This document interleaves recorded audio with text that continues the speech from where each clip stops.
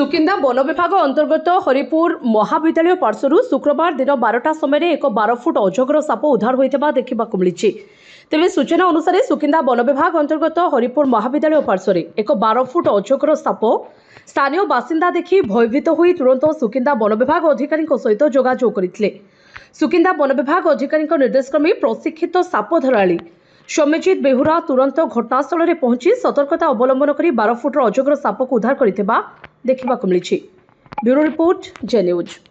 Sukinda one विभाग अंतर्गत हरिपुर महाविद्यालय पार्श्वर शुक्रवार दिन 12टा समय एक 12 फुट अजगर साप उद्धार होता देखा मिली। तेज सूचना अनुसार सुकिंदा वन विभाग अंतर्गत हरिपुर महाविद्यालय पार्श्वर एक 12 फुट अजगर साप स्थानीय बासिंदा देखि भयभीत हो तुरंत सुकिंदा वन विभाग अधिकारी सहित जोगाजोग करते।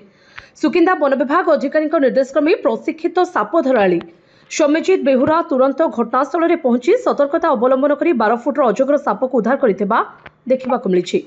ब्यूरो रिपोर्ट जे न्यूज।